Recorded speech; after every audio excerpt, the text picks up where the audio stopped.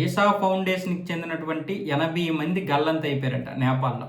దీనికి సంబంధించి జగ్గి వాసుదేవ్ సద్గురు గారు ఏమొచ్చేసి కన్నీటి పర్యంతం అవుతూ ఒక వీడియో పోస్ట్ చేశారు. మొత్తం ఈ ఈసా ఫౌండేషన్కి చెందినటువంటి వారు చాలామంది, అంటే 700 మంది వెళ్ళారంట నేపాల్. ఈ 700 మంది వెళ్తే అందులో దగ్గర దగ్గర 80 మంది గల్లంత అయిపోయారంట. ఇక్కడ నిన్న ఉదయం 9:05 రాయబారి కార్యాలయానికి బయలుదేరినట్లు సందేశం పంపించిన తర్వాత ఈ దుర్ఘటన జరిగిందని జగ్గి వాసుదేవరావు గారు కన్నీటి పర్యంతమయ్యారు. అయితే ఈ 80 మందిలో కెనడా వాళ్ళు ఉన్నారు, అమెరికా వాళ్ళు ఉన్నారు, జర్మనీ వాళ్ళు ఉన్నారు, నేపాల్, అలాగే నెదర్లాండ్, సింగపూర్, స్పెయిన్, ఈ దేశాలకు చెందినటువంటి వారు ఉన్నారు. ఇప్పుడు వీళ్ళ జాడ ఎక్కడా కనిపించలేదు. మిగతా 620 మంది మాత్రం క్షేమంగానే ఉన్నారు. క్షేమంగా ఉన్నారంటే బ్రతికున్నారు.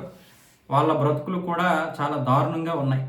ఆ భయం, అంటే ఆ భయాన్ని చూసి, ఆ భయంకరమైనటువంటి ఆ ప్రళయాన్ని చూసారా? వర్షం పడక్కర్లేదు, వానలు రావక్కర్లేదు, కానీ ఎలాంటి పరిస్థితులు వస్తున్నాయి మానవులకి. మన తప్పిదాలు లేవంటారా?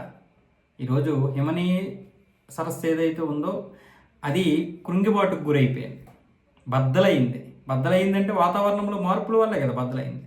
ఈ వాతావరణ మార్పులకు కారణం ఎవరు? మనమే కదా. ఇక్కడ ఎవరిని విమర్శించాల్సిన అవసరం లేదు. ప్రతి మానవుడు కూడా బాధ్యత వహించాల్సిందే.